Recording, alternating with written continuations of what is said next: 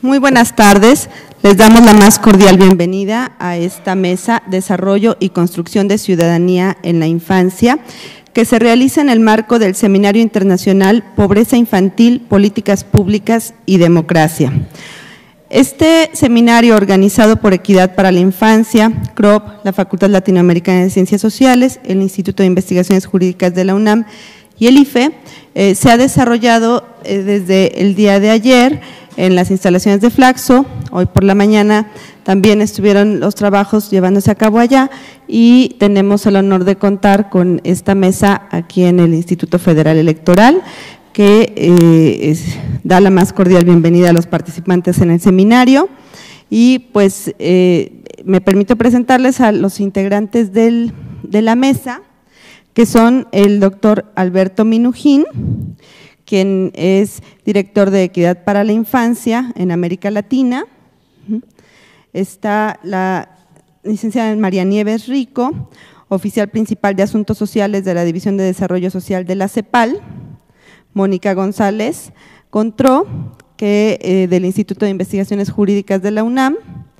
Alberto Minujín, que es profesor de la Escuela de Asuntos Internacionales y Públicos de la Columbia University, y pues nuestro anfitrión, que además será el moderador de la mesa, el consejero electoral Lorenzo Córdoba Vianello, a quien cedemos el uso de la palabra. Bienvenidos. Gracias, Mariana. Buenas tardes, tengan todos ustedes.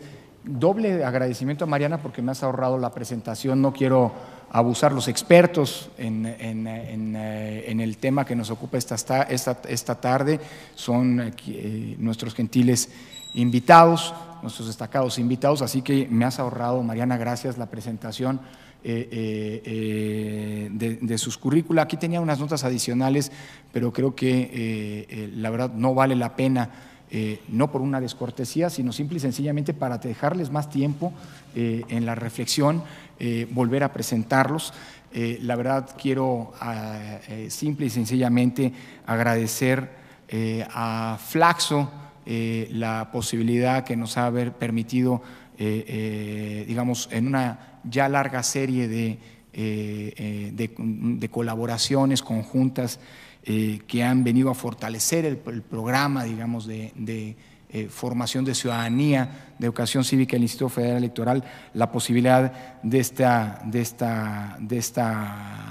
evento, de realizar este evento. Gracias también a nuestros partners académicos, el Instituto de Investigaciones Jurídicas y Equidad para la Infancia América Latina, por la posibilidad de haber concretado este evento.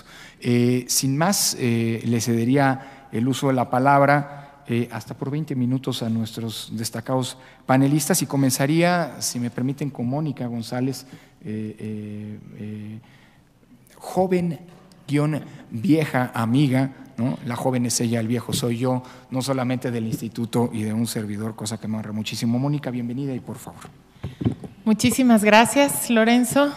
Muchísimas gracias al IFE por albergar esta conferencia, pues que como bien comentó Mariana, se da en el marco del seminario sobre pobreza, políticas públicas e infancia, que pues tiene como finalidad precisamente generar una reflexión en torno a esta problemática, en particular en el contexto de América Latina. Y me parece que encaja muy bien en este seminario el hablar de un tema, ¿no?, que me parece que es uno de los más complejos, más discutidos, en donde más consenso aparente hay y menos consenso en el fondo hay, que es precisamente sobre la participación de niñas y niños y la construcción de la ciudadanía infantil. Yo hablaré en primer lugar para dar un contexto de cuáles han sido las experiencias de estas consultas en México, que llevamos ya precisamente el IFE lleva organizando ya varias consultas como una forma de participación infantil y de educación cívica, y para ello voy a dividir la exposición, primero en una breve historia, en un breve recorrido histórico, cuáles han sido estas consultas, cuáles han sido las temáticas. Posteriormente hablaré un poco de los resultados de manera muy breve de la última consulta que fue realizada en 2012.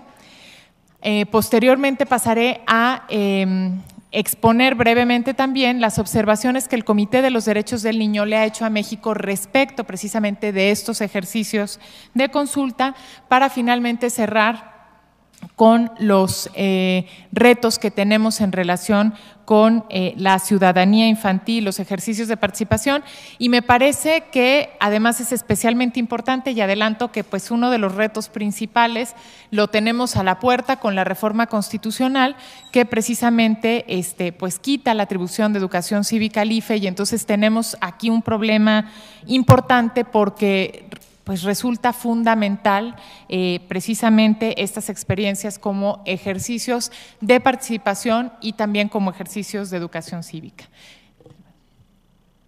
Bueno, entonces la primera consulta del IFE se realizó en 1997 en concurrencia con las elecciones. A partir de entonces, cada 3 años, con las elecciones de manera concurrente con las elecciones nacionales, tanto las intermedias que en donde se renueva el Congreso de la Unión, la Cámara de Diputados, como con las elecciones presidenciales, y los organizadores dentro del Instituto Federal Electoral es la Dirección Ejecutiva de Capacitación Electoral y Educación Cívica, la DCEEC, a nivel central, y las juntas locales y distritales distribuidas en todo el país para lograr precisamente que esta representación territorial. Entonces, las que se han realizado hasta el momento, pues tenemos este primer ejercicio en 1997 que llevaba con título La democracia y los derechos de los niños. En este primer ejercicio se enumeraron ciertos derechos reconocidos en la Convención, y las niñas y los niños tenían que elegir entre estos derechos. Tenemos otra consulta infantil y juvenil en 2000, posteriormente en 2003. En 2006 no hubo propiamente una consulta infantil y juvenil como la que se había estado haciendo, se modificó el ejercicio, me parece que con resultados no muy buenos porque hubo una disminución importante en la participación infantil, porque se dio en el contexto de las escuelas. Este ejercicio era, nuestra elección es participar por la escuela que queremos. ¿Por qué digo que no tuvo tan buenos resultados y me parece que esto motivó que se regresara a las fórmulas anteriores? Porque las consultas se hicieron a nivel de las escuelas, de tal manera que solo participaban las escuelas que así lo solicitaban, y realmente pues no significó un gran cambio a estos esquemas de participación que tenemos en las niñas y los niños. Las anteriores, como vamos a ver en la consulta de 2012 que nos enfocaremos, se ubicaban casillas en la misma fecha que las elecciones en distintos lugares, colegios, parques públicos, plazas, y las niñas y los niños iban a votar ahí. Posteriormente, aquí hay un error, en 2009 hubo otra consulta, y en 2012 fue la última, concurrente con las elecciones presidenciales, que llevó por título y por tema Democracia y Vida Digna. Bueno, a partir del segundo ejercicio se hizo una distinción entre grupos de edad precisamente para poder focalizar mucho mejor lo que se iba a preguntar a las niñas y los niños y que respondiera a sus intereses. Entonces, a partir de este ejercicio, los grupos de edad fueron de 6 a 9 años, de 10 a 12 y de 13 a 15. Como les decía, se llevan a cabo estos ejercicios en todo el país, y en este último año, en 2012, se instalaron alrededor de 15,000 casillas en diferentes lugares de la República, como parques, plazas comerciales, escuelas, etcétera. Bueno, en esta última ocasión, la consulta no se hizo el mismo día de las elecciones, significó una modificación respecto de los ejercicios anteriores, y se hizo el 29 de abril. En México, el Día del Niño se celebra el 30 de abril. Entonces, abril es un mes en el que se visibiliza mucho el discurso sobre los derechos de la infancia, y por este motivo, pues el 29 de abril se consideró pues un día que podía ser pertinente para esta celebración.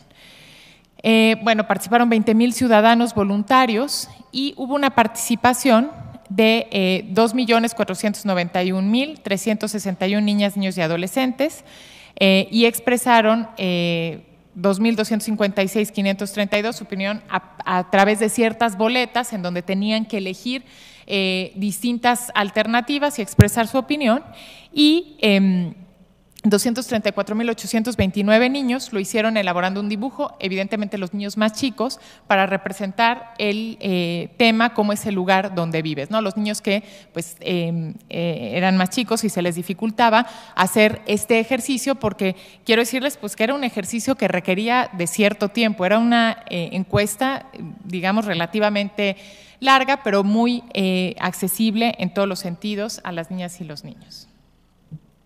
Bueno, algo que fue muy positivo respecto de este último ejercicio y que tiene que ver con los retos a los que nos enfrentamos es que se elaboró un informe ejecutivo, ¿no?, que se presentó ante el Consejo General del IFE y después se entregó a los candidatos y candidatas de la República, tanto a los presidenciales como a otros candidatos de elección popular. Y esto fue muy positivo, digamos, porque parte de los problemas que ha habido, de las críticas a las consultas infantiles y juveniles que se han llevado a cabo, bueno, cada uno ha tenido sus aprendizajes, pero es precisamente que no hay una real incidencia respecto a la opinión expresada con los niños. Es decir, los niños iban, expresaban su opinión y finalmente pues sí había después revisión por parte de diversas entidades de gobierno, pero realmente no había un impacto. El mover la fecha de manera que no fuera concurrente con la jornada electoral permitió que se pudieran entregar los resultados que finalmente expresan pues, la opinión de los niños y niñas que participaron a los candidatos y candidatas antes de las elecciones en el contexto de la campaña electoral. Bueno, ¿cuáles son los resultados más relevantes de la consulta? Me parece que una de las cosas que han sido los aprendizajes que hemos tenido es que de repente hay cierta concepción de la infancia de que se trata de seres apolíticos que no tienen como mucha conciencia del entorno en el que viven, ¿no?, que quizá no comparten los valores o que no de la sociedad adulta o que quizá no entienden, por ejemplo, qué cosas son importantes para su desarrollo. Y las consultas han sido fundamentales para contradecir esta opinión, porque realmente lo que vemos es preocupaciones compartidas de las niñas y los niños respecto de lo que preocupa también a los adultos y compartir también valores. Vamos a decir rápidamente los resultados que son más relevantes. En primer lugar, algo que llama muchísimo la atención, ¿no?, es que dentro de las instituciones o de los agentes, actores respecto de los cuales se preguntó niveles de confianza, el mayor nivel de desconfianza lo tienen hacia los vecinos.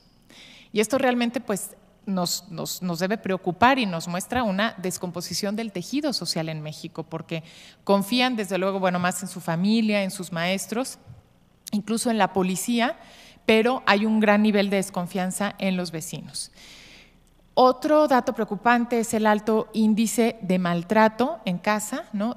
Casi el 20% de las niñas y niños de 6 años que participaron reportaron este maltrato.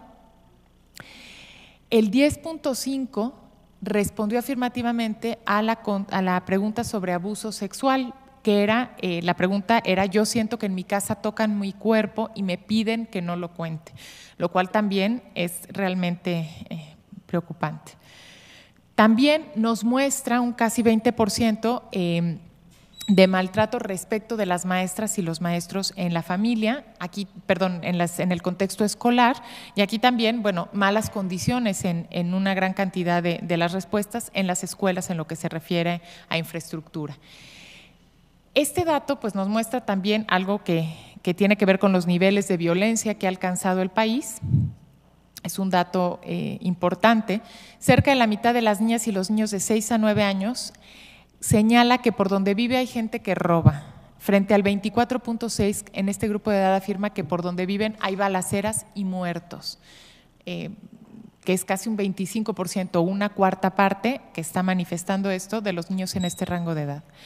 El 23.5% del grupo de 13 a 15 responde que por donde viven le ofrecen drogas, porcentaje que se va elevando conforme va avanzando la edad, es decir, al alcanzar los 15 años tenemos un 30%.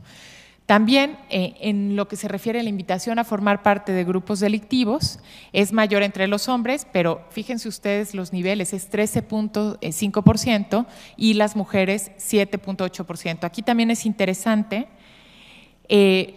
observar, estos son resultados muy rápidos, pero está el informe disponible en internet y se pueden hacer desagregaciones por sexo, por región, y evidentemente hay regiones donde es mucho más preocupante esta situación, que es las regiones donde se concentra la violencia. Y también otro dato muy relevante es que conceden gran importancia al derecho a la educación, que me parece que esto fue patente desde la primera consulta, que en esta idea de elegir cuáles eran los derechos más importantes, los niños eligieron como primer lugar el derecho a la educación. Entonces, esto es lo que les digo de valores compartidos respecto de la, digamos, de la sociedad en general, que la educación es muy importante en el tema de los derechos de niñas y niños. Bueno, ¿qué dijo el Comité de los Derechos del Niño? Que bueno, no sé si ustedes saben, pero el Comité de los Derechos del Niño es el órgano que se encarga de vigilar el cumplimiento de las obligaciones contraídas por los estados al ratificar la firma de la Convención sobre los Derechos del Niño. Este comité está integrado por 18 expertos internacionales, tiene su sede en Ginebra y los estados deben presentar informes periódicamente para dar cuenta de cómo están cumpliendo con las obligaciones asumidas por la Convención. Y en el último informe, que es, perdón, en la última observación, es decir, la respuesta que da el comité a el informe presentado por México, se refiere a este ejercicio. Entonces, señala, bueno, el comité acoge con agrado los esfuerzos desplegados por el Estado parte por promover y asegurar el ejercicio del niño a expresar sus opiniones y a participar activamente en los diversos sectores de la sociedad. En particular, toma nota de los periodos de sesiones celebrados en 2003 y 2004 por el Parlamento de los Niños y de la consulta infantil y juvenil celebrada en 2003. Sin embargo, sigue preocupado por la persistencia de ciertas actitudes tradicionales en el Estado parte, que, entre otras cosas, limitan el derecho de los niños a participar y a expresar sus opiniones. Entonces, en la última frase dice, observa con preocupación las escasas posibilidades que tienen los niños de participar y expresarse en los procesos de toma de decisiones que los afectan, especialmente en las escuelas y comunidades. Entonces, lo que nos está diciendo, hay, digamos, como una doble dimensión. Por un lado, pues el reconocimiento de estos ejercicios que son positivos, pero finalmente los entornos en donde los niños también tendrían que tener garantizados, porque son los entornos más próximos, este derecho no se está garantizando.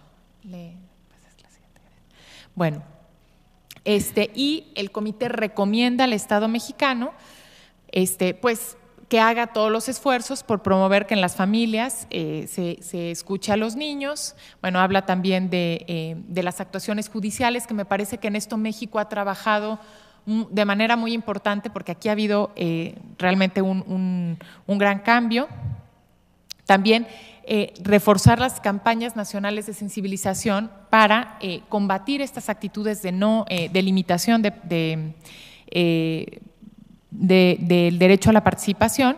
Y finalmente, el examen periódico de hasta qué punto las niños participan en la formulación y evaluación de leyes y políticas que los afectan, tanto en el plano nacional como en el local, y evalúen qué medidas se tienen en cuenta las opiniones de los niños, incluso su repercusión en las políticas y los programas pertinentes.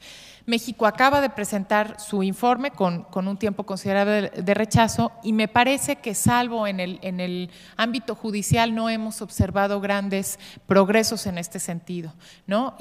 Como les decía yo, bueno, la consulta de 2012, el que se les haya entregado a los candidatos es muy positivo. Sin embargo, falta muchísimo más por hacer para realmente pues llevar hacia un protagonismo infantil, a una verdadera ciudadanía de la infancia. Y finalmente, pues voy a exponer algunos retos. Me parece que el más importante de manera general, ¿no?, es transitar hacia conceptos de la ciudadanía mucho más inclusivos, es decir, este concepto que tenemos de ciudadanía definido únicamente por la ley y por el ejercicio del derecho al voto, ¿no?, es un concepto extremadamente restringido. Los derechos de niñas y niños y el derecho a participar de las niñas y los niños nos puede ayudar a reformular nuestra idea de ciudadanía, pero también nuestra idea de democracia. ¿Y por qué les voy a decir, por qué les afirmo esto, ¿no? Porque evidentemente la solución no es ni bajar la edad de derecho al voto, no es tampoco dar el derecho al voto indiscriminadamente o entender la participación política de manera tan restringida. Tratándose de las niñas y los niños, tenemos que entender la participación de una manera mucho más cercana en el entorno, la escuela, la familia, la comunidad, y eso nos puede ayudar también incluso a replantear nuestras formas de participación y a pensar que la democracia es algo mucho más allá que ir un día cada 3 años a votar, ¿sí? Que la participación va mucho más allá que el derecho al voto. Y podemos usar a los niños en el cumplimiento de este derecho y de esta obligación de cómo los vamos a hacer participar, también repensar nuestras formas de participación y la forma en esta crisis, además de la democracia, que en México pues la estamos viviendo con alguna preocupación, pero que me parece que también es un fenómeno internacional, ¿no? Esta idea de la representación democrática de los partidos políticos es una idea que tenemos que ir ampliando hacia otras formas de ciudadanía. Y en concreto, en relación con los ejercicios de las consultas, digamos, haciendo votos porque pues con la reforma electoral se siga conservando y se sigan haciendo estos ejercicios que son muy importantes y que, como les decía, tienen tienen aprendizajes importantes en cada edición, ¿no? A mí me parece que uno de los problemas es que han estado entre ejercicio educativo, consulta para obtener información y ejercicio de participación. Entonces, pues han tenido una función educativa, pero me parece que habría que definir muy bien, porque lo que hemos tenido, a pesar del valor que se les reconoce, es que no son ni una cosa ni otra. Pues sí, son ejercicios educativos, pero es realmente, si no hay un seguimiento de lo que pasa, pues realmente puede incluso tener efectos contraproducentes, porque el mensaje es voy, opino y no pasa nada, ¿no? Entonces, en ese sentido. Ejercicios de participación, pues lo mismo, ¿no? Si no hay un mecanismo predeterminado de seguimiento, pues es dudoso que sea un ejercicio de participación. Y en cuanto a consulta, pues realmente pues no tiene la validez de una consulta porque no es representativa, hay una participación importante de niños, pero es menos del 10% de los niños en ese rango de edad y no tienen desde luego pues distribución y lo que requeriría para que una consulta fuera representativa. Entonces me parece que habría que replantear un poco cuál va a ser la función y convertirlo en un ejercicio de participación que por añadidura nos puede dar cosas, es decir, los datos que nos aportan son importantes, no son desdeñables, pero eso tiene que ser, digamos, un plus y tener como muy claro cuál es el objetivo, ¿no? Que se refiere a definir la naturaleza de los ejercicios, crear mecanismos efectivos de seguimiento, esto que les decía, se creó también a partir de este último ejercicio un colectivo que ha dado seguimiento, ¿no? Y que busca realmente que tenga repercusión los resultados de la consulta, pero esto tiene que instalarse, digamos, a un nivel mucho más institucionalizado, es decir, que realmente esta expresión de participación, así como las personas adultas cuando votamos, el resultado es que gana el que eligió la mayoría, tiene que haber un resultado concreto en los ejercicios de participación de niñas y niños. Otro son los mecanismos de convención cuando se trata de temas sensibles, y aquí esto es un tema complejo porque los niños van y muchas veces, como ustedes pueden ver, ¿no? Se les pregunta cosas muy íntimas, ¿no? Si tocan en su casa su cuerpo. Y después, ¿qué pasa con esos niños, ¿no? Que ponen esto, ¿sí? Y entonces tendríamos que pensar también en esto, ¿no? Después también la comunicación del seguimiento dado a los resultados, porque como les decía, esto que se les presentaron a los candidatos, que se creó un colectivo para dar seguimiento, no se ha comunicado efectivamente, especialmente a las niñas y los niños, y esto habría que trabajar también. Y así como dar continuidad entre los ejercicios, porque han sido como muchos experimentos, no hay una secuencia sobre la temática, no se pueden hacer comparaciones porque las preguntas no son iguales, entonces tratar como de hacer un diseño mucho más a largo plazo. Y finalmente, algo que me parece muy importante, el análisis de la participación por rangos de edad, porque precisamente pues disminuye la participación en los ejercicios de consulta en la edad precisamente donde los jóvenes están a punto de ingresar a la ciudadanía jurídica que otorga el derecho al voto. Es cuando menos interés hay por participar en la consulta.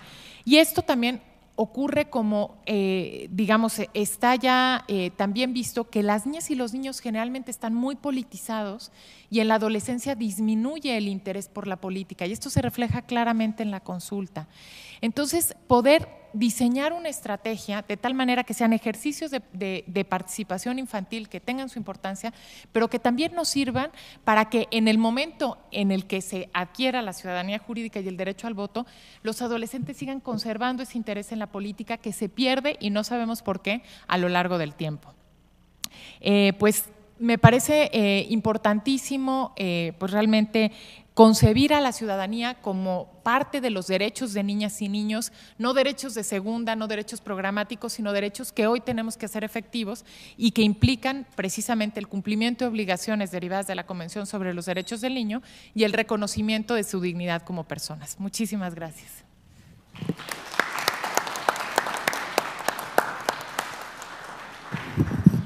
Muchas gracias, Mónica. No pretendo ser un moderador inmoderado, pero y aquí pido una disculpa por la incontinencia, no me aguanto las ganas de plantear o de abordar, hacer una reflexión así telegráfica, si se me permite, sobre no sobre tu intervención, sino sí sobre uno de los planteamientos que hiciste desde un principio, que es un planteamiento que ocupa y preocupa al Instituto Federal Electoral a propósito de la reforma electoral en curso y que tiene que ver precisamente con en esta lógica de redistribución de competencias, con la asignación de manera aparentemente exclusiva de la tarea de educación cívica a los institutos estatales de a los ahora llamados organismos públicos locales electorales, lo que ahora son los institutos estatales electorales.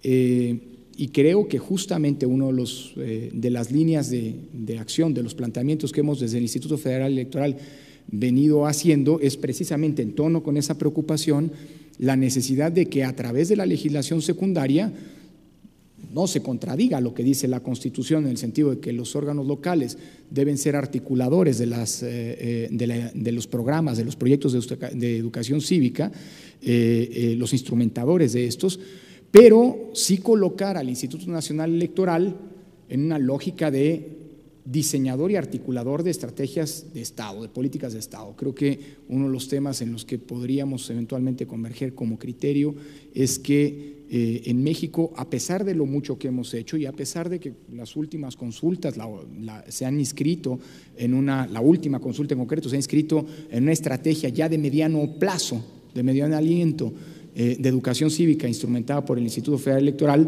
creemos que la ruta hacia el futuro es precisamente diseñar políticas de Estado que inevitablemente tienen que tener un largo aliento. Es decir, creo que de aquí en adelante lo que tenemos que pensar es en la construcción de ciudadanía para utilizar esta sugerente expresión o este sugerente título de este panel, ya utilizado por el PNUD en distintos estudios realizados en América Latina. Estamos convencidos pues que la construcción de ciudadanía no es un proceso ni de generación espontánea, por supuesto, pero tampoco de una planeación de mediano plazo.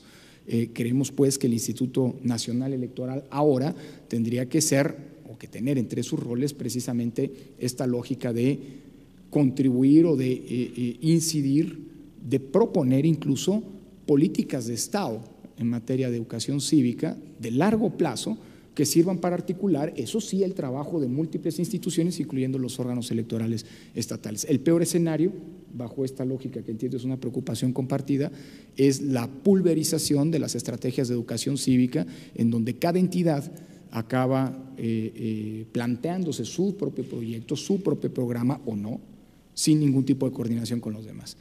La verdad es posible hacer finalmente esta decisión, tal vez no tan pensada, tal vez no adecuadamente reflexionada, de la reforma constitucional, una virtud en el sentido de que el Instituto Nacional Electoral tendría 32 aliados estratégicos que, atendiendo a las particularidades de cada una de las regiones mexicanas, puede instrumentar, adecuándola y modulándola a una estrategia nacional que evidentemente tiene todavía que construirse. Pero perdón, esto sí ya no me lo aguanté, pero es que son tiempos en los que a lo mejor es la incontinencia de que en diciembre no escuchaban al IFE en el términos de la reforma electoral y ahora todo el mundo quiere escuchar la opinión del IFE. Bueno, pues este es uno de los temas fundamentales, creo, para intentar, como decía el Quijote, enderezar los tuertos de la reforma constitucional a través de la legislación secundaria. Una disculpa a todos ustedes por la inmoderación, procuraré ser más continente o más contenido en lo que viene. Ahora le doy la palabra, por favor, a Alberto Minungín, quien, como ya se mencionaba, es profesor del programa de graduados en Asuntos Internacionales de la New School y director de Equity for Children. Por favor, Alberto. Buenas tardes. Muchísimas gracias. Yo quiero agradecer mucho al IFE por esta invitación y por el apoyo indudable e importante que nos ha dado para la realización de este seminario que estamos haciendo por 3 días sobre temas de pobreza infantil, equidad y democracia. Yo quiero referirme a algo porque la verdad es que esta presentación me ha gustado mucho, pero además de eso quiero comentar que a mí me tocó, yo estaba en UNICEF en los 90, es decir, ahora estoy en la New School en Nueva York, pero manejo un programa que se llama Equity for Children, Equidad para la Infancia en América Latina, o sea que parte en Nueva York, parte en la Argentina, parte por América Latina, pero en ese momento estaba en UNICEF y teníamos la fuerte discusión sobre el tema de la participación. Y tuve la suerte, viendo esto tuve la suerte, porque en aquel momento no estaba muy seguro si era suerte, de haber participado en armado de la primera consulta. 1997. Si mal no recuerdo, estaba Clara Hussein. Que se hizo en el momento de votar. Teníamos amplias discusiones, no es que sabíamos que esto iba a dar resultados, pero pensamos que era una muy importante oportunidad. Fue un año particular, además, creo que ustedes podrían referirse mejor que yo a eso, pero era un momento especial en México. Y se daba la oportunidad de hacer este voto consultativo, que no era obligatorio, al mismo tiempo que iban los padres. Ese era un concepto que estábamos tratando de poner, es decir, esto no era una cosa de la infancia, los niños, las niñas y los adolescentes solos, sino que era una actividad común, algo que tenía que ver con la democracia y que tenía que ver con la ciudadanía. Y se discutió mucho qué iban a votar. Este fue un tema, después puedo, si quieren, contarles un poco más de detalle, pero fue un tema muy complicado. Y finalmente se dijo, bueno, que voten por los derechos, cosa que también lo discutimos mucho. Y en algún momento se decía, bueno, ¿tiene sentido empujar a los niños a hacer algo que los adultos cuestionamos porque a veces votamos y no sirve para nada? Bueno, creo que ahora tenemos algunas respuestas, porque vemos que ha habido una continuidad, porque otro de los temores era, bueno, se hace una vez, fue bastante masivo, yo no tengo los números de aquella primera, pero siendo una de las primeras, creo que fue una de las primeras experiencias en el mundo que se hizo, teníamos grandes dudas, porque bueno, ¿cuál era el sentido? ¿Es un sentido simbólico? ¿Es un sentido concreto? Y al votar por los derechos, creo que salió la educación como el derecho más votado, sin mal no me... ¿Qué es lo que quiere decir? Y creo que hay uno de los temas, y me estoy saliendo de mi lista de cosas, así que ahora vuelvo, uno de los temas que mencionaste, que es cuál es la consecuencia de votar. Es decir, si yo voto, ¿quién me escucha? O sea, la idea de la voz, a la idea de Hirschman, ¿no? Es decir, ¿quién tiene voz? No es solo poder expresar algo, poder salir y decir, bla, bla, bla, decir. Está bien, ese es el derecho a la palabra. Pero la idea de voz es una idea de algo que tiene resultados. O sea, no es solo que los niños, las niñas y adolescentes puedan decir lo que piensan, sino que alguien los escuche, que los adultos que están del otro lado escuchen y haya cambio. Pero además no solo es un tema de escuchar, y yo creo que en eso es un punto importante que dijiste, sino que tiene que estar institucionalizado. No es un tema que en la escuela, si hay un conflicto y hay un grupo de niños diciendo algo, si el director o la maestra es buena, los escucha y pasa un cambio. Si no, no pasa nada. Tiene que haber una institucionalización. ¿Sí? Entonces, esto, voy a pasar a los otros puntos, pero creo, la verdad que me ha gustado ver que años después, 97, bueno, son unos cuantos años, ¿no? Al 2012, son unos cuantos años. Lo cual delata mi antigüedad personal. Pero bueno, más allá de eso, creo que la continuidad de estos procesos también es importante, porque uno va aprendiendo todo el tiempo, ¿sí? Y creo que ustedes están aprendiendo, y me parece que esto que estabas mencionando, que hay peligro de que esta orientación quede diseminada y dispersada, me parece un peligro serio. En aquellos momentos también veníamos de una discusión del tema democracia. Y había una serie de trabajos que decían que, bueno, que en realidad los países con gobiernos autoritarios lograban muchos mejores resultados que los países democráticos. Y hubo una controversia muy fuerte y una serie de trabajos que mostraban exactamente lo contrario, y en ese momento creo que fue Grant que salió, que era el director de UNICEF, salió con esta idea de que la democracia es buena para la infancia. Pero yo creo que nosotros tenemos que agregar, y hemos agregado, y lo estamos haciendo todo el tiempo, la inversa. Es decir, los niños, las niñas y los adolescentes son buenos para la democracia. ¿Pero por qué son buenos? No solo porque queremos a los niños y nos gustan, sino porque, y esto hay que tenerlo muy claro, son una parte constitutiva de la sociedad, son una parte central, es el basamento inicial de la sociedad.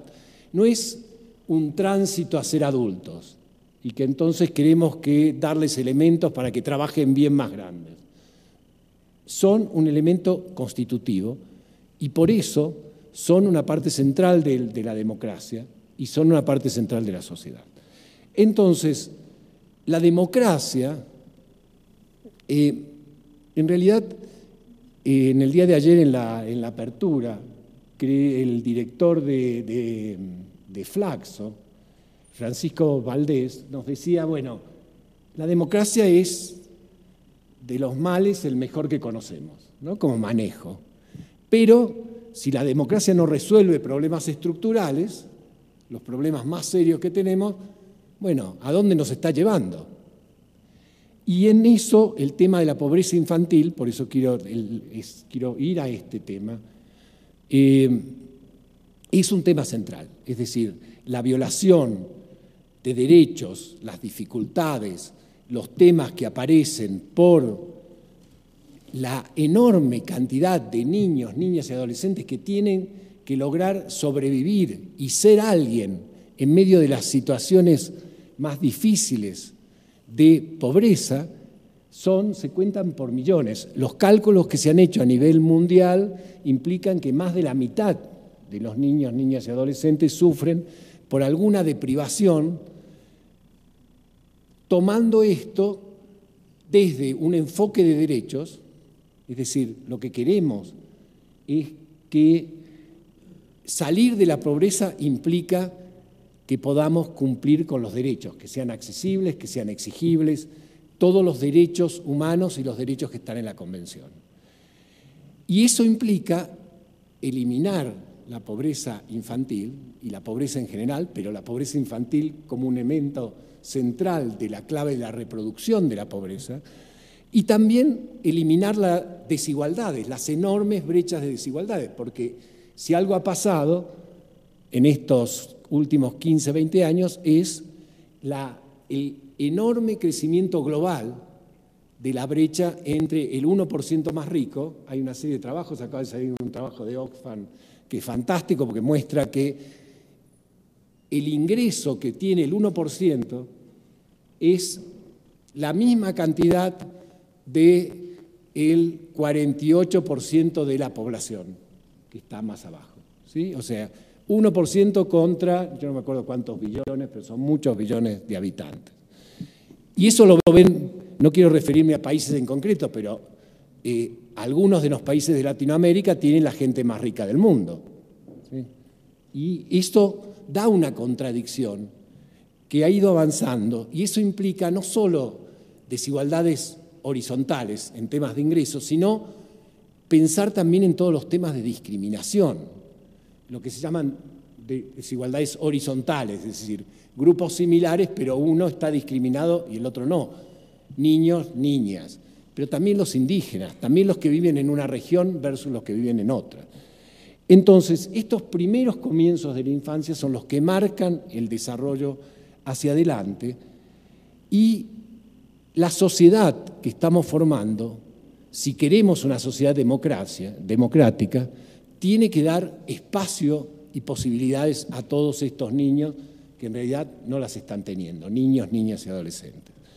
Entonces, ¿cómo puede haber una democracia si un actor fundamental, que es la infancia y la adolescencia, está excluida? Uno de nuestros, que no está en el compañero, pero que ha mencionado mucho que quizás la mayor pobreza que sufrimos es la pobreza de ciudadanía. Y la mayor pobreza que sufre la infancia, ese es Eduardo Bustelo, es la pobreza de ciudadanía. Y la infancia pensada como el elemento que nos da la posibilidad de cambiar. Son aquellos en los cuales los adultos y el sistema estamos tratando de que no se pongan demasiado rebeldes, que no nos digan o hagan las cosas que no queremos que hagan, cuando en realidad lo que tendríamos que incentivar es la creación, el cambio, la diferencia, porque en realidad no es, bueno, quizás algunos están orgullosos del mundo que hemos conseguido. Yo no me encuentro entre aquellos muy orgullosos de lo que hemos conseguido. Hay algunas cosas buenas, ¿sí? Pero hay muchas que están muy mal y que no hemos podido cambiar. Entonces, ¿cuál es el concepto de ciudadanía en la infancia? Es la idea de la ciudadanía política. Deberíamos bajar la edad del voto. De hecho, por ejemplo, en la Argentina se bajó de 18 a 16. Hubo mucha controversia, discusión. Es interesante y creo que es importante. Pero va más allá, va mucho más allá de la ciudadanía política, va mucho más allá de la ciudadanía civil. Nosotros hoy discutíamos, por ejemplo, los niños de 0 a 3. ¿Cómo se hace qué es la creación de ciudadanía en esas edades? Y hay una respuesta. La hemos discutido y hay una respuesta que no quiero aburrirlos contándoles esas cosas, pero de hecho hay, que tiene que ver con la participación en el hogar, que tiene que ver cómo los escuchan, que tiene que ver con una democracia que empieza con una ciudadanía desde el comienzo. Entonces, deberíamos pensar la ciudadanía como una ciudadanía del bienestar, una ciudadanía que nos permite acceder y ser potentes en nuestra sociedad, poder hacer todo lo que cuando nacemos se supone que podemos llegar a hacer en la vida y desarrollar. Eso sería una idea de construcción de ciudadanía. Si eso es posible, estamos construyendo ciudadanía y la estamos construyendo desde el comienzo. ¿Cómo lograrlo? Bueno, todos nosotros tenemos que hacer algo, pero un eje central son las políticas públicas.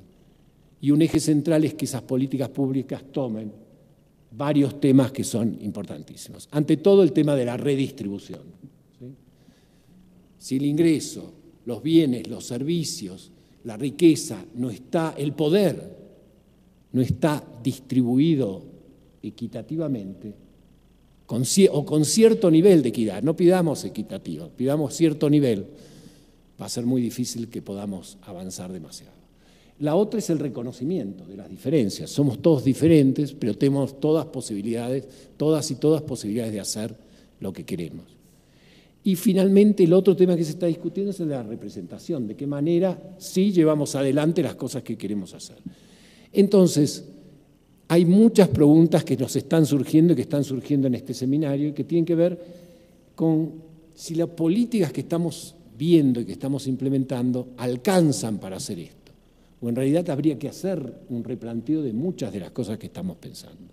Entonces yo simplemente los llamo a todos a pensar en esto y a pensar realmente en términos generales en la sociedad, en la política, en la ciudadanía infantil, pero piénsenlo también en los temas personales, piénsenlo con sus hijos, piénsenlo con los niños y niñas que ven por allí, piénsenlo desde adentro, desde ustedes mismos.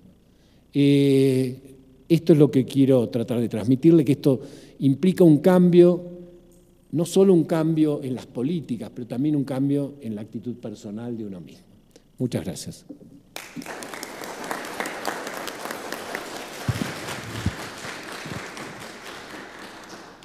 Muchas gracias, Alberto. Suelo cumplir mis promesas, no lo voy a hacer, pero voy a ser particularmente breve y esta sí es una promesa, digo, porque había prometido simple y sencillamente ser aquí un dador de la palabra, con un agregado adicional, si me permites, que no resolver desde los niveles de la infancia todos estos problemas que aquejan a nuestra democracia. En México solemos decir que aquí jugamos un juego suicida, de ver cuánta pobreza y desigualdad aguanta la democracia. Bueno, si no acabamos interviniendo en este sentido de eliminar diferencias, no solamente económicas, sino también incluso en la lógica de participación que tú señalabas desde la infancia, estamos prácticamente condenándonos a no poder erradicar eso que hoy en día también caracteriza a las democracias en América Latina, pero la nuestra en particular, que es el desencanto con la misma democracia.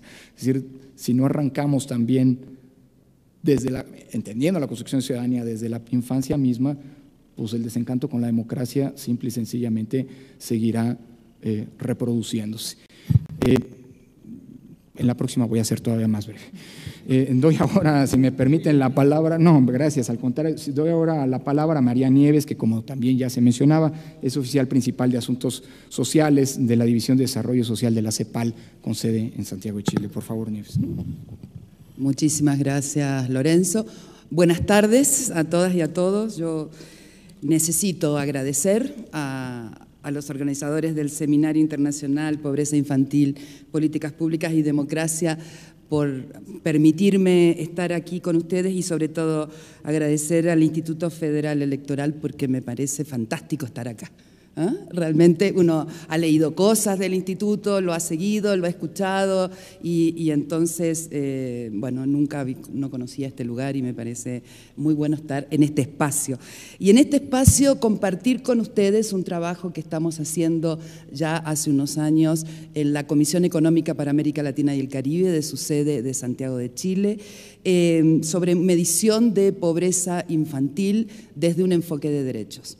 Voy a compartir algunas cosas conceptuales o algunos resultados y fundamentalmente voy a compartir las dudas, las preguntas que tenemos para ver cómo somos capaces de poder tener diagnósticos más precisos sobre la realidad de los niños, las niñas y los adolescentes de América Latina y por lo tanto ser capaces de formular políticas públicas que se ajusten mucho más a la realidad de nuestra infancia y que se ajusten mucho más a los objetivos de la democracia y de la ciudadanía. Por favor, la próxima. Como ustedes saben, uno de los derechos que en la Convención de los Derechos del Niño está establecido es el darle la voz a los niños, a las niñas y a los adolescentes, o sea, escucharlos, conocer su opinión, y de las consultas de que nos hablaba antes Mónica es un reflejo de ello. Cuando empezamos a trabajar el tema de la problemática de la pobreza infantil, nosotros quisimos hacer un ejercicio muy pequeño, muy restringido, pero era acercarnos a algunos niños y niñas y preguntarles qué era pobreza para ellos. Y simplemente yo comparto en esta slide con ustedes dos dibujos y dos frases de niños de Santiago de Chile, donde dicen, bueno, pobreza es no tener ropa, pobreza es vivir en una casa de cartón, pobreza es recoger comida que las personas tiran porque ya no sirve, pobreza es difícil ir a la escuela, en mi familia no hay de desayunar. Y así había muchas otras frases y muchos otros dibujos que yo podría compartir con ustedes, pero yo quiero hacer dialogar esa voz o esa percepción o esa opinión de que lo que los niños y las niñas pequeños consideran pobreza con lo que los países, los gobiernos, los organismos internacionales hemos definido como tal. En el año 2005, en el Informe Mundial para la Infancia, UNICEF hace una definición de pobreza infantil como que los niños y las niñas que viven en la pobreza son aquellos que sufren una privación de los recursos materiales, espirituales y emocionales necesarios para sobrevivir, desarrollarse y prosperar, lo que les impide disfrutar sus derechos, alcanzar su pleno potencial o participar como miembros plenos y en pie de igualdad en la sociedad. Indudablemente, esta definición de pobreza infantil, que es la definición que va a guiar nuestro trabajo de medición y de diagnóstico en los países de la región, es una definición de una importante complejidad, es amplia, nos introduce en el entendimiento que la pobreza es una violación de derechos, ¿por qué? En la medida de que impide el ejercicio de los derechos de los niños, y si bien apela a la carencia de recursos materiales, espirituales y emocionales, nosotros en nuestro trabajo en particular les voy a presentar yo una medición de lo que es las carencias en recursos materiales. Pero a su vez la Asamblea General de las Naciones Unidas define la pobreza infantil como la privación, otra vez, de nutrición, agua, acceso a servicios básicos de salud, abrigo, educación, participación y protección. Lo que más me parece interesante de esto es que desagrega de alguna manera, ya nos presenta la idea de que la pobreza no solamente es la falta de ingresos en los hogares, sino que nos presenta una perspectiva multidimensional, pero yo quiero compartir que lo que a mí me parece más interesante es la coincidencia entre la Asamblea General de las Naciones Unidas, por lo tanto los representantes de todos los países y gobiernos que están presentes en la Asamblea, y los niños y las niñas. O sea, no es que estamos hablando de cosas distintas y es desde ahí donde nos pusimos a hacer un trabajo. Verónica, te agradezco si pasas la próxima. El trabajo que estamos haciendo nosotros desde un enfoque de derechos no surge de la nada, tiene algunos antecedentes. En el año 2003 se hace el primer estudio mundial de la pobreza infantil multidimensional. Está publicado en el Informe Mundial de la Infancia del 2005, lo hace la UNICEF con la London School of Economics y la Universidad de Bristol. A partir de ahí, desde el punto de vista metodológico, se establecen una serie de indicadores que son los que yo luego voy a compartir con ustedes y los que la CEPAL con la oficina de UNICEF TACRO, que es la oficina regional de UNICEF que se encuentra en Panamá, adaptamos por América Latina. Llevamos trabajando desde el año 2008 en este diagnóstico y en este procesamiento y desarrollo metodológico. Hicimos una adaptación a la región, una medición que está publicada en el año 2010 para el año 2007. Desarrollamos una guía metodológica para la medición de la pobreza infantil en la región, talleres de capacitación. Últimamente hemos ya querido no solamente sacar una fotografía, que fue lo primero que hicimos, sino ver la evolución y tendencia de la pobreza infantil multidimensional en la región. Publicamos un resultado de ese trabajo en el Panorama Social de América Latina del año 2013, que salió hace un par de meses, y complementamos los estudios de diagnóstico sobre la pobreza infantil en la región con estudios sobre políticas públicas dirigidas a la infancia para la superación de la pobreza y políticas públicas de protección social a la infancia. Yo necesito decirles que nosotros tratamos de hacer un esfuerzo de que el decir que hacíamos una medición de la pobreza infantil desde un enfoque de derechos no quedara solo en la retórica. Y entonces nos enfrentamos a la necesidad de ver de que los principios de los derechos humanos, de universalidad, por ejemplo, de interdependencia, de intersectorialidad, de exigibilidad, de adaptabilidad, de pertenencia cultural, estuvieran presentes en nuestras decisiones metodológicas.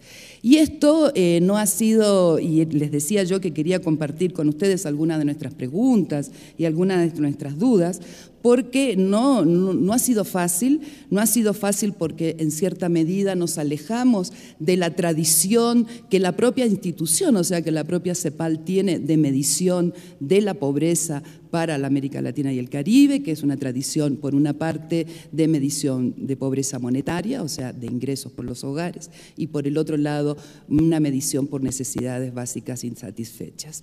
¿Eso qué significó? Tomar, ya dije, una serie de decisiones que solamente quiero compartir y que obviamente pongo al debate o a la discusión, o por lo menos a la reflexión. La primera cosa que pensamos fue que en verdad cuando nosotros hablamos de la pobreza multidimensional, y así definimos a la pobreza infantil como pobreza por privaciones múltiples, y estamos hablando de pobreza absoluta, la dimensión de ingresos de los hogares era una dimensión aparte, que no era constitutiva de la pobreza infantil en sí misma.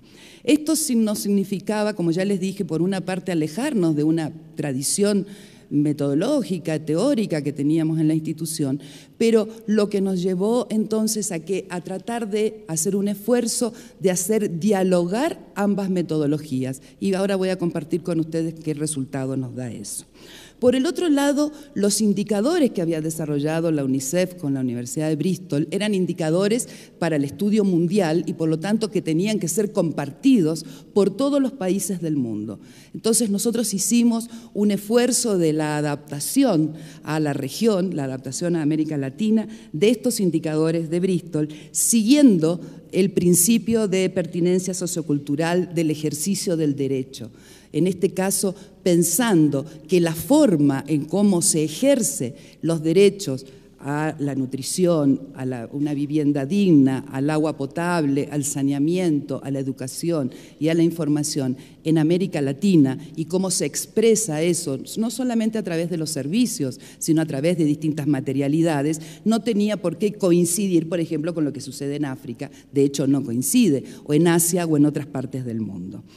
Esto también, como nosotros nos pusimos esta especie de camisa de fuerza, pero que fue muy desafiante, de hacer dialogar ambas metodologías, también nos llevó a adaptar la metodología de Bristol, que tenía un solo umbral, a 2 umbrales, para tener la capacidad de, así como cuando nosotros hablamos de pobreza monetaria, hablamos de hogares en situación de indigencia y hogares en situación de pobreza y hogares no pobres, poder también hablar de niños, niñas y adolescentes en situación de pobreza infantil severa, de pobreza infantil total, o sea, y niños y niñas y adolescentes no pobres desde la perspectiva multidimensional.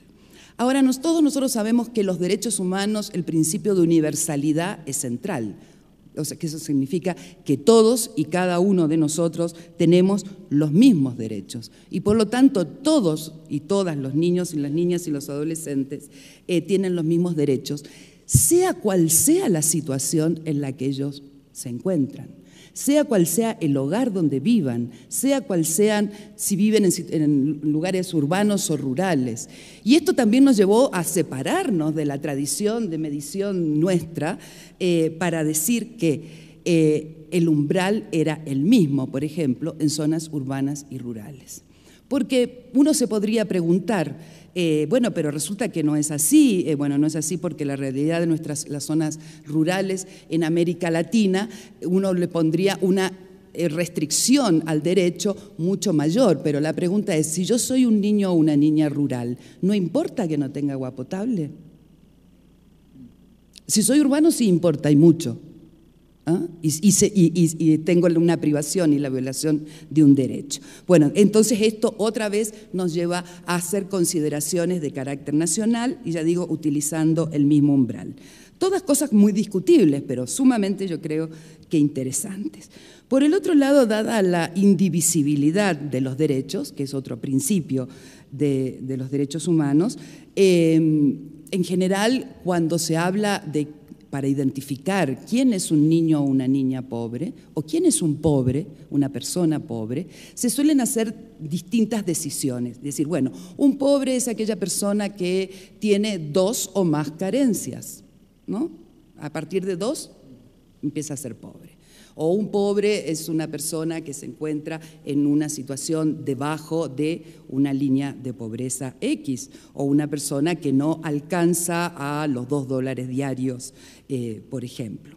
Pero resulta que cuando nosotros dijimos, tenemos una serie de dimensiones, ¿cuántas dimensiones son necesarias para considerar a un niño, una niña, un adolescente pobre?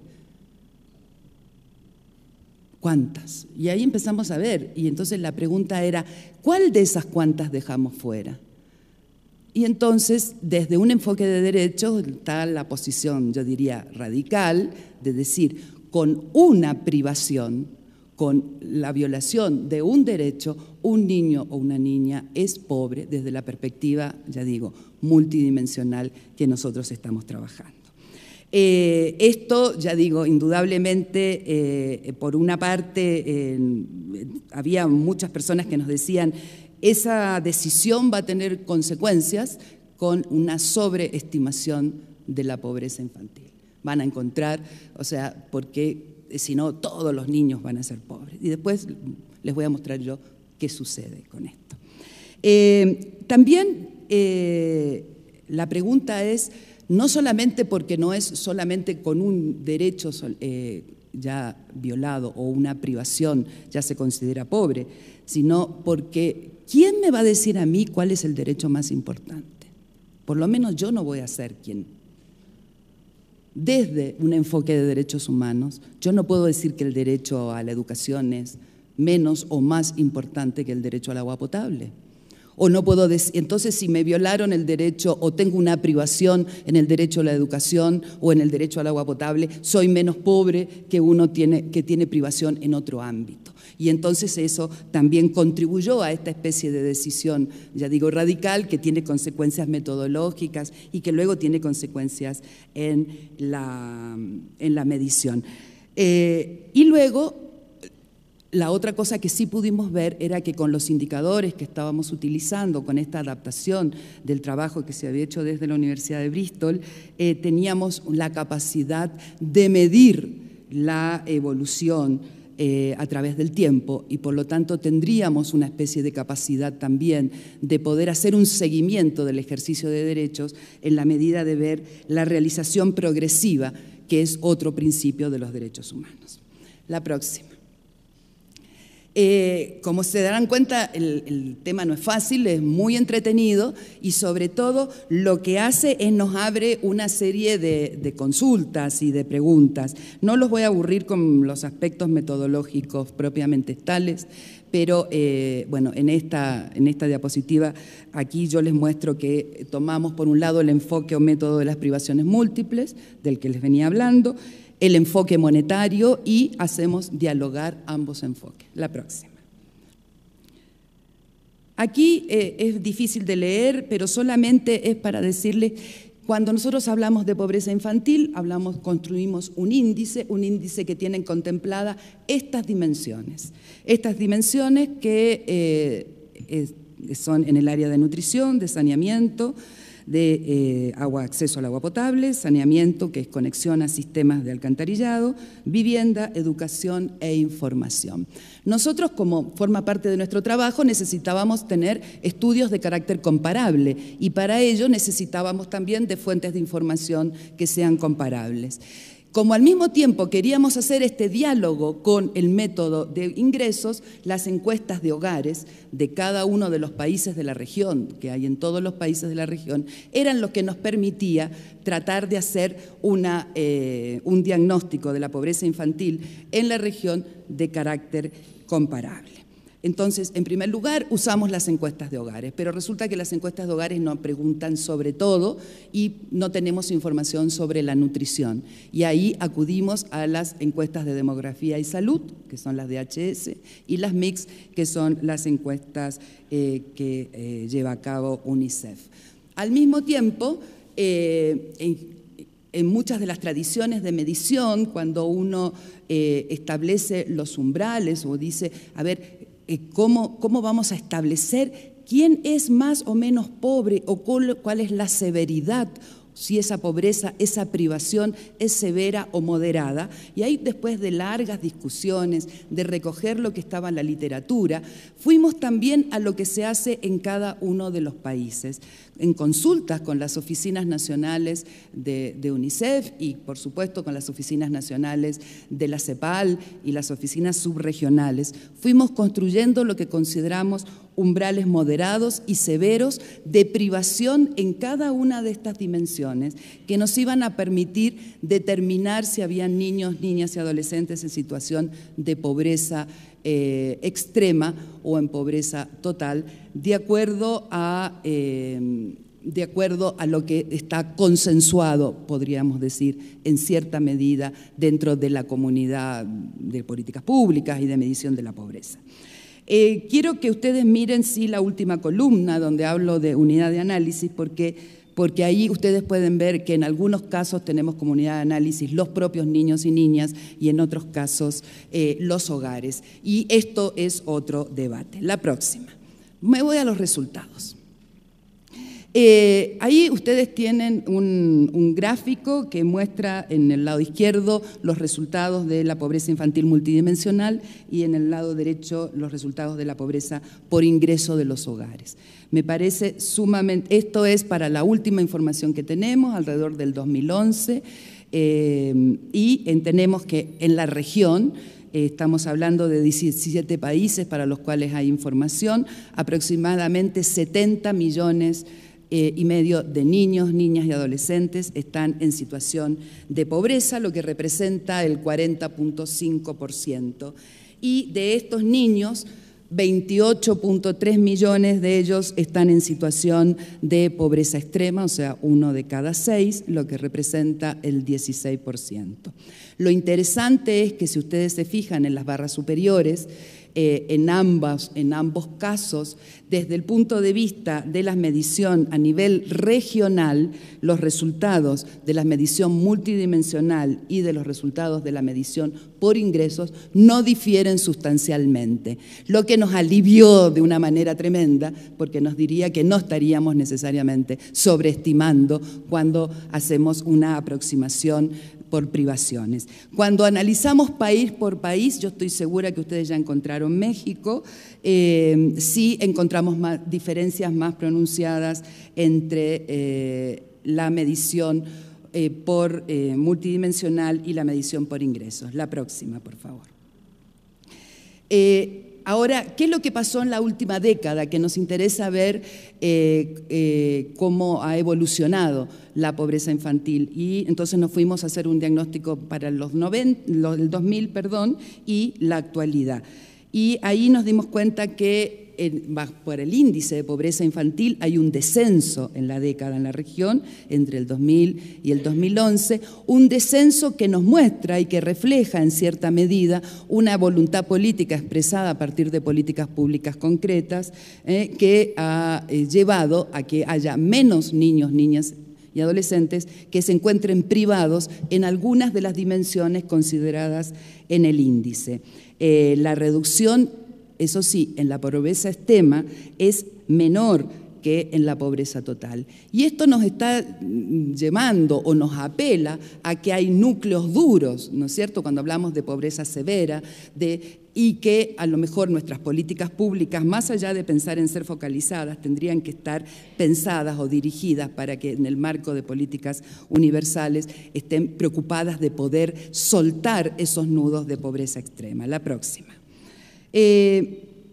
Nos interesaba ver, y quisiera compartir con ustedes, el comportamiento de las dimensiones, o sea, cuáles son aquellas que en las que hemos mejorado, en las que se supone que hemos tenido políticas públicas con efectos positivos sobre la disminución de las privaciones, y aquellas en las cuales no hemos mejorado tanto. Me parece, sí, lo más importante destacar que cuando nosotros miramos el comportamiento de las distintas dimensiones, la identificación de los niños y niñas que son pobres en esas privaciones, nos damos cuenta que la infancia en la región enfrenta severos problemas vinculados con la vivienda, con el agua, el saneamiento y con la eliminación de excretas. O sea, ahí hay un desafío. Generalmente, cuando pensamos en los niños y las niñas, lo primero que se nos ocurre en la cabeza es salud. Y creo que hay políticas de infancia que tienen que empezar a expandirse y a mirar el cumplimiento de los derechos a través de las políticas públicas desde una mirada no solamente sectorial, sino transversal. La próxima. Aquí quiero mostrarles, porque me parece muy interesante, qué es lo que pasa cuando combinamos ambos métodos. Resulta que cuando nosotros miramos a los niños de la región, encontramos que el 60%, lo que es muchísimo de los niños, se ve afectado por una u otra forma de pobreza, o sea, pobreza por privaciones de derechos o pobreza por insuficiencia de ingresos en sus hogares. Y solo 16% de los niños se ven afectados en sus derechos sin que en sus hogares tengan insuficiencias de ingreso. Y esto nos complejiza muchísimo las políticas públicas. ¿Por qué? Porque no es solamente, y nos hace mirar los programas de transferencia condicionadas desde otra perspectiva, los programas que van dirigidos hacia el mercado laboral de los padres y las madres de estos niños, y nos lleva a pensar que cómo se distribuyen las distintas formas de pobreza y las distintas necesidades y sobre todo las distintas respuestas de política que tiene que haber en nuestras sociedades. Ahora, los que indudablemente estamos en una deuda tremenda son aquellos niños y niñas que se ven afectados de manera simultánea por violación de derechos, o sea, por privaciones múltiples y por insuficiencia de ingresos. O sea, en sus hogares no hay recursos y aparte el sistema, o sea, las políticas públicas no tienen ninguna capacidad de ofrecerle condiciones de vida y de un bienestar respetable. Esta es la última, lo prometo. Solamente, indudablemente, frente al diagnóstico de la pobreza que he compartido con ustedes, los desafíos son múltiples. En una transparencia y en una slide no es la intención de agotarlos para nada. Me gusta muchísimo que la primera frase que yo puse coincida con lo que Alberto nos compartió antes, porque yo creo que las políticas y el pensar en esto de hacer de la infancia una prioridad tiene que ver de entender y concebir a la infancia de otra manera. Y lo primero es partir porque no es un momento cuyo valor reside en ser preparatorio de ser adultos. O sea, la infancia no es el futuro de los países, ¿no? Esa retórica que uno escucha, la infancia es presente. Los niños y las niñas y adolescentes son el hoy, no son el mañana, son el mañana de otra cosa. Y esto significa que el Estado debe velar por los derechos de la infancia, independientemente del costo de los programas para garantizarlos o de su potencial tasa de retorno. Y esto me parece importante, porque yo les digo, desde un enfoque de derechos, ¿ya? Satisfacer las necesidades y el ejercicio de los derechos de la infancia no es barato, no es gratis. Implica un tema de priorización y me parece a mí que tenemos que dejar de pensar en los niños como ese retorno a futuro económico, o sea, que van a ser personas productivas, cuánto nos van a dar a la sociedad, o sea, pensar solamente en ese retorno económico. Hay una serie de medidas que yo puse ahí, ya digo que son sumamente generales, que creo que se enmarcan dentro de estas tres premisas y que tiene que ver con que garantizar el ejercicio de los derechos de los niños está muy vinculado con garantizar el bienestar y el derecho a vivir una vida libre de pobreza. Muchísimas gracias.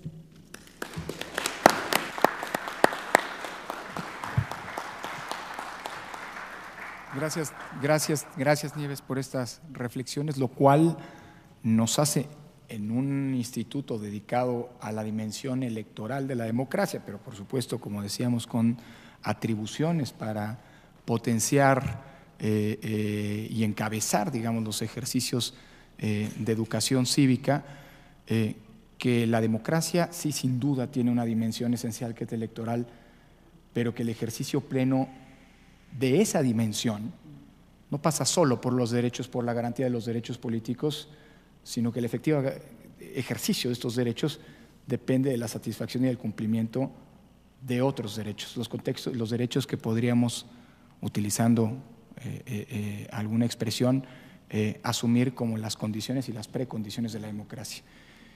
Y porque me sentí un poco aludido, quiero enfatizar lo que yo decía hace un rato. Los niños de hoy son los ciudadanos del mañana, pero no que no tengan su valor y la necesidad de una atención como el presente, como bien decías, Nieves. Muchas gracias. Le doy ahora la palabra finalmente a Alejandro Acosta, quien es director general del Centro Internacional de Educación y Desarrollo Humano. Por favor, Alejandro, gracias. Primero que todo, reiterar los agradecimientos al IFE por haber facilitado este valioso encuentro de distintos investigadores de América Latina. CINDE es un centro de investigación y desarrollo en Colombia enfocado en temas de niñez, familia, juventud, educación y desarrollo humano, que se dedica a procesos de investigación, a generar innovaciones, a hacer labores de incidencia y abogacía, y para todo eso tiene un programa de formación de talento humano que adelantamos desde trabajo con niños o padres o agentes cuidadores de los niños hasta programas de posgrado. Tenemos unas maestrías, un doctorado en Ciencias Sociales, Niñez y Juventud y un curso postdoctoral con varias universidades latinoamericanas, una de las cuales es de México, el Colegio de la Frontera, con quien estamos trabajando en esto. Yo los comentarios finales quisiera centrarlos en 4 puntos respecto a los cuales hemos venido levantando una serie de inquietudes en el seminario que estamos realizando. El primero es tomar como punto de partida el hecho de que los niños y las niñas son sujetos plenos de derechos y en ejercicio de estos. Y a eso me quiero referir en las inquietudes a plantear. El segundo tema que quiero trabajar es qué relación tiene esto con la construcción de ciudadanía, la democracia y la educación. Y qué relación tiene la democracia entonces con la pobreza infantil en el contexto actual de América Latina. Para terminar con unas reflexiones de hacia dónde podemos movernos después de esta reflexión. Una cosa muy importante que tenemos en este momento es que hay una gran discusión en la filosofía que está recuperando la filosofía política, la filosofía moral, las relaciones de la reflexión filosófica con las ciencias sociales. Hay un proceso de reestructuración de las ciencias sociales con la claridad de que los paradigmas dominantes no han tenido la capacidad de comprensión, de interpretación y de apoyar la toma de decisiones para evitar que enfrentemos a nivel global las situaciones que estamos enfrentando. Y en todas estas reflexiones filosóficas y de las ciencias sociales, así como las reflexiones de política, se está reconociendo que los niños y las niñas son sujetos de derechos económicos, sociales, culturales, políticos, civiles, etcétera. Sin embargo, las representaciones que existen a nivel de la sociedad en los diferentes niveles de ciudadanía, como lo han demostrado autores como Schiller y otros, son claramente restringidas. Y eso hace que las prácticas disten mucho de lo que los discursos están planteando todavía, y que tengamos figuras como la patria potestad instalada en las legislaciones de muchos países y en las prácticas de muchos países. Y por eso tenemos que reflexionar en este tema de la construcción de políticas públicas e infancia, en esa distancia que existe entre lo que estamos reconociendo en el conocimiento y formulando en las políticas con lo que son las prácticas, algunas de cuyas consecuencias se ven en las inquietudes que los niños expresan claramente en la consulta. En ese sentido, es que esto tiene implicaciones para la democracia, pues el avance de la convención en el sentido de que se escuche la voz de los niños tiene, como se explicaba, el correlato lógico de que los adultos tomemos decisiones que incorporen esa voz de los niños y que en las decisiones se considere de qué manera van a afectar a los niños. Pero hay dos cosas adicionales que son muy importantes y que en la discusión de estos días se están resaltando con mucha importancia. Es que dentro de ese llamado que hacía Mónica a que hay una parte en este tipo de ejercicios de consulta que es de carácter educativo, como todo proceso educativo, el carácter es doble, como lo señalaba Barata. No es solo que tomemos en cuenta la voz de los niños para las decisiones que tomamos, sino qué capacidad de aprendizaje desarrollamos los adultos como individuos y como sociedad para aprender de lo que están diciendo los niños, de las culturas infantiles que ellos están construyendo y de su forma de ver el mundo. Y por el otro lado, así como es fundamental que su voz sea tenida en cuenta en las decisiones, que su voz tenga consecuencia, es igualmente de una importancia fundamental el que entremos en procesos de promoción, de facilitación de los procesos de enunciación de los niños y las niñas en la acción, porque vemos mucho en nuestros países que hay ejercicios de consulta en que se involucran los niños y son más o menos tenidos en cuenta de acuerdo a las situaciones de los países, pero en los entornos inmediatos donde su vida transcurre, la posibilidad de tomar decisiones y de ellos mismos enunciarse en la acción, en la escuela, en los barrios, en los trabajos de pares, etcétera, están sumamente coartados. Entonces, esta tendencia a que los niños y las niñas salgan de la invisibilidad del mundo privado y del control que en él se ejerce para disciplinarlos e instruirlos, es algo que ha venido avanzando, pero es una tensión que en la cultura occidental está desde los griegos. Desde Aristóteles era claro que planteaba que la necesidad de que la educación, y Aristóteles lo desarrollaba a su manera también, pudiera superar la irracionalidad del niño.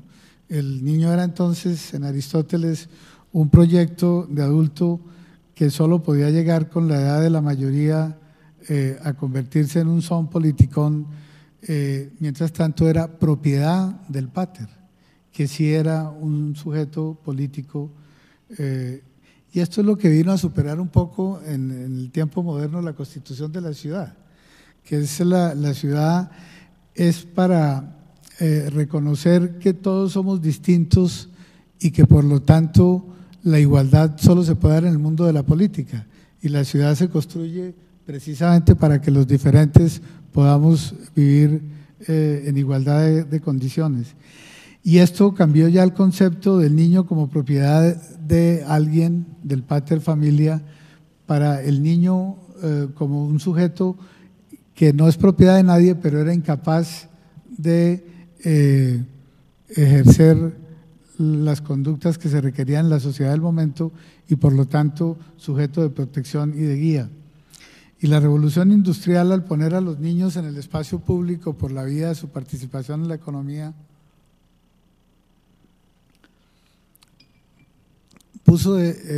llevó a toda esta discusión. No vamos a recordar la discusión sobre la ley de pobres, etcétera, todas estas discusiones de Inglaterra y Europa, pero que vinieron claramente a mostrar que los niños, y lo va a reconocer la Carta de Ginebra en el 24, necesitan y se ratifica la protección, pero la protección de aquellos que no están en familia, concentrándose en la protección de los que están fuera de la familia, que requieren una protección especial.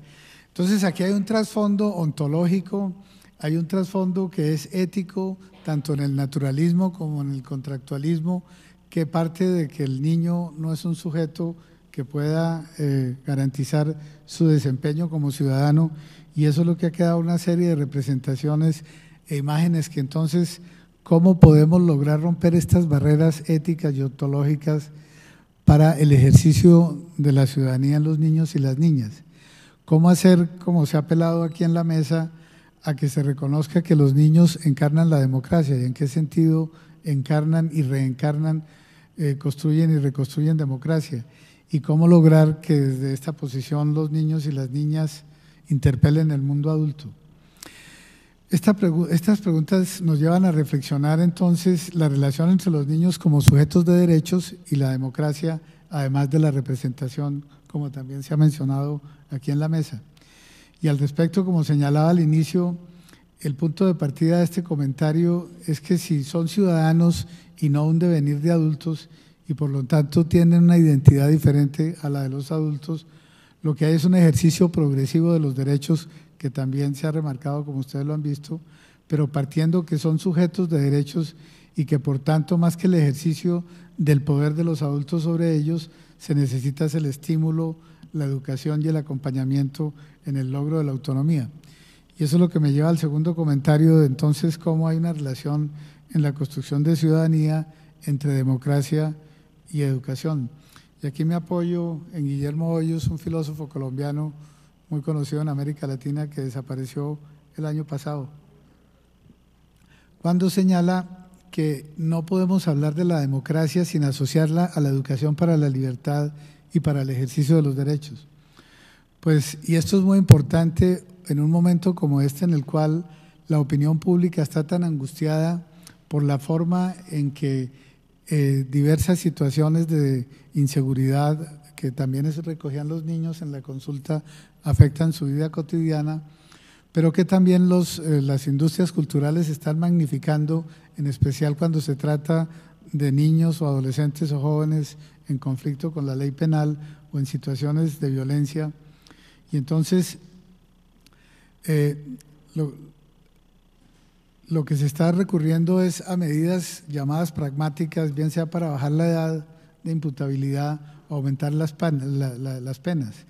Entonces, esto es lo que hace que requiramos volver a discutir y resignificar y revisitar la formación cívica en estos tiempos de la llamada inseguridad a nivel global, y mirar el tema de la participación política y de la depuración de las instituciones para que ello ocurra. Y en eso pues estamos recurriendo a muchas reflexiones en la recuperación de la ética. Quizá Hannah Arendt es una autora que nos apoya mucho en el sentido de que no se confunda la recuperación de la ética con el fundamentalismo moral, como está ocurriendo en muchos movimientos sociales en este momento. Y ella lo maneja a partir de tratar la tensión entre la libertad y la igualdad. Pues el partir de que somos sujetos diversos no, quiere decir que tenemos que enfrentar en cuál es en la órbita en que podemos ser iguales, y esa es la recuperación de lo político. Yo creo que esta discusión sobre la importancia de los derechos económicos y sociales y culturales para los niños no puede llevarnos a minimizar la importancia de los derechos políticos para los mismos niños, que así como es importante para la sociedad en su conjunto, lo es particularmente importante para ellos. Y esto porque así como lo recuerda Arendt y como lo están planteando las corrientes de hoy, de muy distintas corrientes, desde los enfoques poscoloniales, las nuevas formulaciones neoinstitucionales del liberalismo, etcétera, la libertad presupone la existencia de otros y solo se da en el encuentro entre personas diversas.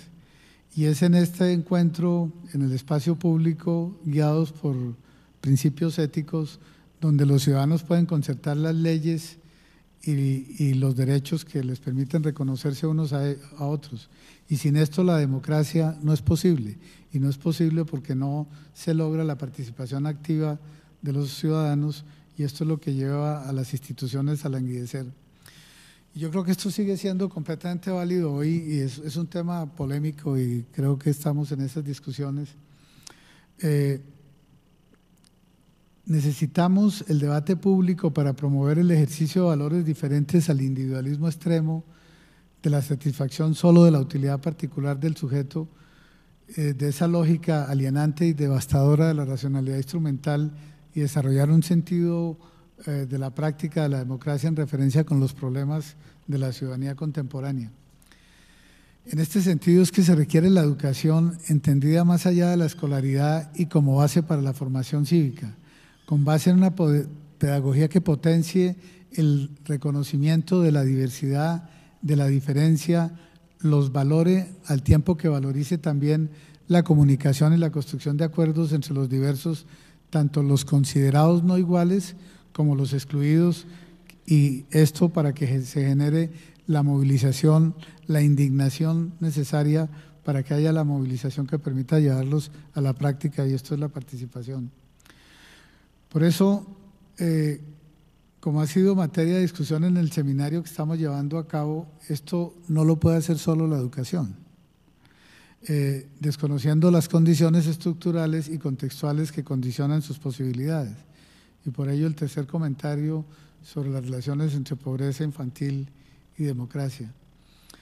En las reflexiones del Grupo de Investigación en Políticas Públicas al que pertenezco en CINDE, hemos estado partiendo de que la crisis que se generó a partir del estallido de la burbuja financiera en el sistema económico de los Estados Unidos, y que está reconocida como la crisis más profunda del mundo moderno después de la crisis de los años 30, ha generado un nuevo contexto para la discusión en la filosofía, en las ciencias sociales y en las políticas, y nos lleva a nosotros a tener que reconsiderar esto cómo afecta a la situación de la niñez. Tenemos que partir de que la crisis no estalló ni se generó en los países pobres o en los de renta media, se generó en los países más ricos y se generó después de un periodo que la humanidad no había visto de creación, acumulación y concentración de la riqueza. Y entraron en un periodo de dificultades enormes en las cuales el desempleo, los problemas nutricionales de los sistemas de salud y educación se incrementaron de una manera muy significativa, mientras América Latina ha crecido durante todo el periodo y sus indicadores clásicos, como estamos viendo, han mostrado mejorías. Sin embargo, el cambio de situación que empieza a generarse con el desempeño de algunos de los países con las economías más grandes está poniendo de presente que el crecimiento que veníamos teniendo, además de que no era tan satisfactorio si lo comparamos con la disminución de los indicadores y las inversiones que se estaban haciendo para que estos indicadores disminuyeran, tiene varios problemas de base. Uno de ellos es la excesiva dependencia en muchos de nuestros países de la dependencia de la exportación de recursos minero-energéticos, al tiempo que en varios de ellos el sector industrial y el agropecuario decrecieron o crecieron muy poco, mientras que los servicios que se incrementaron no fueron propiamente los generadores de cadenas de valor que sostuvieran los ritmos de crecimiento de la economía o que los mejoraran.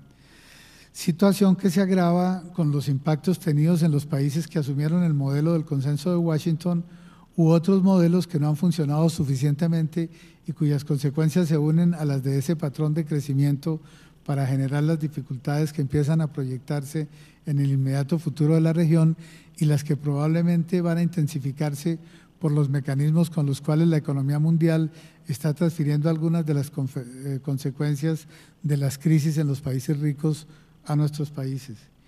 Y eso también ha cambiado el escenario político.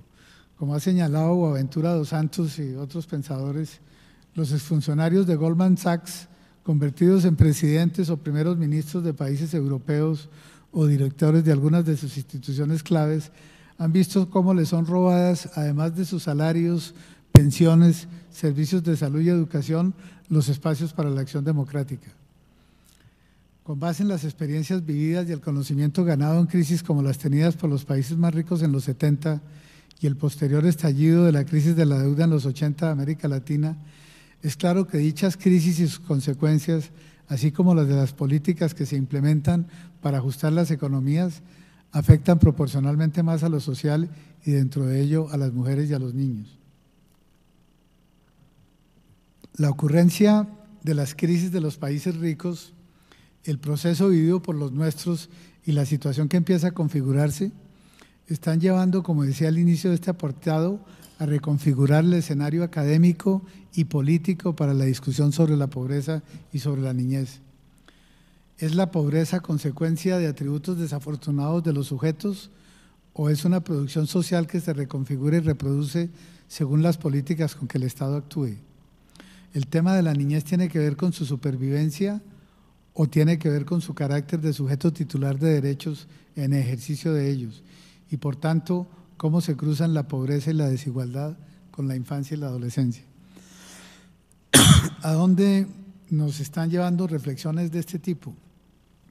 Creo que es muy claro, como decía, que la rica y diversa discusión que se está dando en la ciencia social nos proporciona un marco de gran complejidad. En estos días hemos podido, en día y medio, llenar nuestras libretas de notas de fuentes bibliográficas, de investigaciones, de referencias muy valiosas que muestran la dinámica de este proceso. Esto nos exige un arduo esfuerzo para ordenar el trabajo con base en unas categorías que nos permitan entender mejor las prácticas y al mismo tiempo en una mayor comprensión de las representaciones y relaciones que se establecen alrededor de niños y niñas, sus familias, comunidades e instituciones. Ello nos plantea, por otra parte, desafíos metodológicos que hemos identificado respecto a cómo investigar estos temas. Pues la realización de estudios censales y poblacionales nos están demostrando lo valiosos que son, pero que tienen restricciones, limitaciones y vacíos por la información, y los cuales a su vez nos plantean problemas técnicos que debemos atender para avanzar en la generación de información y de conocimiento útil en este nuevo contexto. Pero también nos plantea que tal tipo de estudios muy necesarios y enriquecedores son completamente insuficientes para comprender los saberes, prácticas y procesos que experimentan los sujetos individuales y colectivos, y dentro de ellos en particular los niños y las niñas, por lo cual necesitamos profundizar también con estudios cualitativos, con estudios de caso que nos permitan comprender e interpretar mejor lo que está sucediendo y las posibilidades de acción y de movilización individual y colectiva. Sin conocer vivencias y experiencias en la participación de los sujetos que permitan comprender mejor los sentimientos morales que les llevan a actuar, las posibilidades normativas en la sociedad, así como de la construcción y operación de las políticas, las reflexiones sobre los asuntos estructurales y contextuales será insuficiente. Y finalmente, nos planteamos cómo articular este conocimiento, cómo ponerlo en circulación y cómo promover su uso, tanto en el diseño de operación de políticas y programas, como en la profundización de la investigación, en la reflexión teórica y en la formación del talento humano que contribuye a la movilización que se requiere para que nuestros países puedan apoyarse en sus fortalezas y enfrentar los retos y amenazas que estas relaciones hegemónicas han generado. Muchas gracias.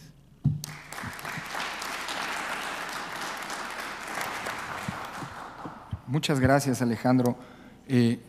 Una de las cosas, no tienen por qué saberlo nuestros invitados, pero una de las cosas que trae como consecuencia casi ineludible la reforma electoral de la que hemos hablado es la renovación total del Consejo General, cual para quienes desde la academia hemos estado prestados durante un par de años para desarrollar funciones de servicio público aquí en el IFE y que mucho nos honran, como es mi caso, implica un pronto y venturoso regreso a las tareas académicas y un poco intentando